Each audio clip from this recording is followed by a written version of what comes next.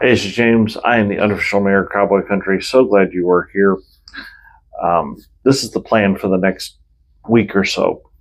I'm going to respond to some of the comments made by Monty and Jake, and then over the next week or so, give you my predictions for the top four conferences: SEC, Big Ten, Big 12, and ACC. And I'll also respond to Heather Dinich's prediction for the playoff. Spoiler, no, I don't think Florida State's going to make it. But it's not because they're going to lose to SMU. And we'll talk about them for a minute. And please understand, I enjoy the friendly banter between myself and Monty. I love the Monty show. It's very fun. But there's some things that he says that sometimes they're just not accurate. First of all, I don't need Bowman to be an elite quarterback this year for Oklahoma State to win the Big 12 or to make the college football playoff. They have in my opinion, the best group of wide receivers that Oklahoma State's ever had. Stripling, Owens, and Presley together are absolutely phenomenal. And Stripling got hurt early last year. They didn't have all three, which was good because it basically forced Owens to mature faster than he normally would have. So having Stripling and Owens and Presley, who's been a very solid receiver in the slot, had almost 1,000 yards last year, is having all three of them is going to be great. Plus, they've got a new tight end coming in that's going to be very good. I mean, look at, as much as Monty hates Mike Gundy, let's just face facts. Look at the history of the wide receivers over the last 20, 25 years at Oklahoma State. James Washington, Tylan Wallace, Des Bryant, Justin Blackmon. I mean, that dude, if it wasn't for marijuana, it would have been an all-star in the NFL. Rashawn Woods, Josh Cooper, Adrius Bowman. Oklahoma State has a history of really good wide receivers, but this is the first time they've had three all at the same time. And this group is going to be special.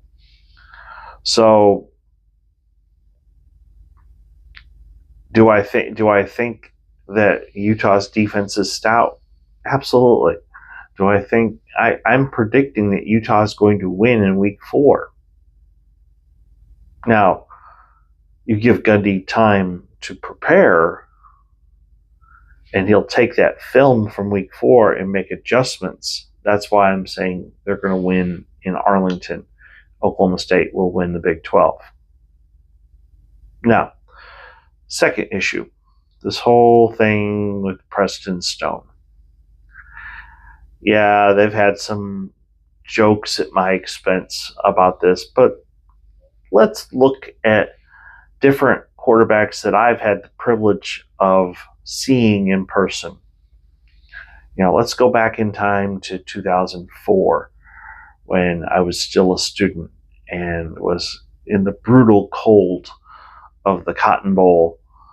Yes, it was in the 30s, and it was frigid, and it was awful. But to see Eli Manning and Ole Miss against the Oklahoma State Cowboys, Eli Manning looked great. Clearly, you knew he was going to be a good pro. Won 2 Super Bowls. So, 2005, right before I actually went back in the Army after I graduated from Oklahoma State. But I went to homecoming in 2005, and whoever put Texas as homecoming wasn't very smart because Yeah, Oklahoma State got up a nice lead on Texas, but Texas roared back.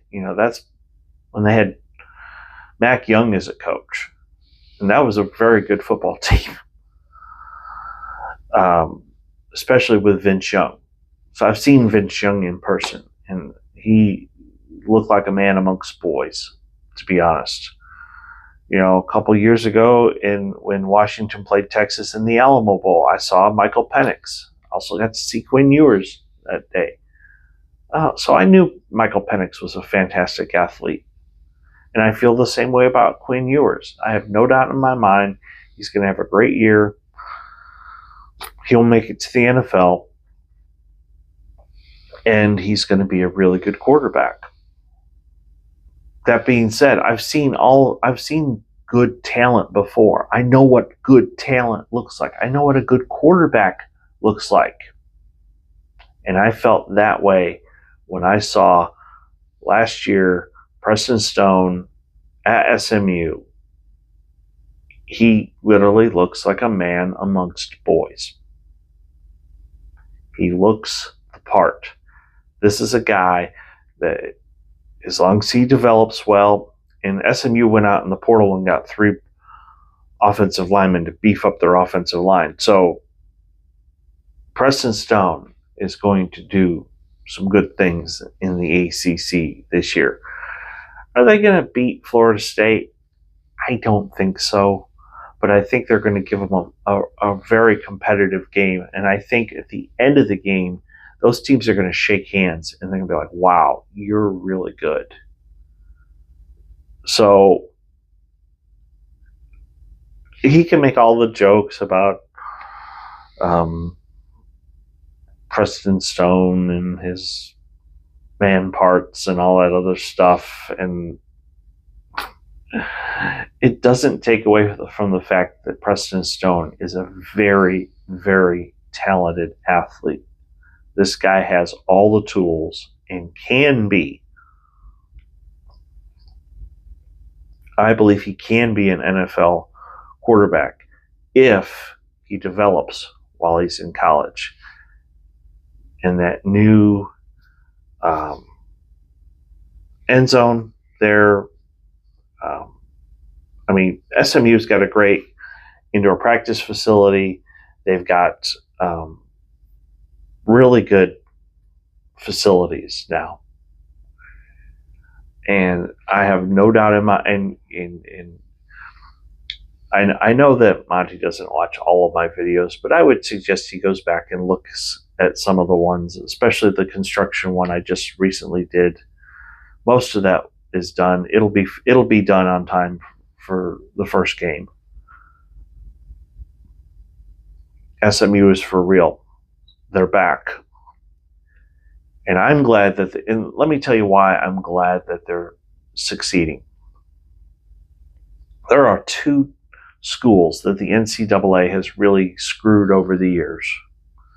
One of them was SMU, after the Pony Express with Eric Dickerson.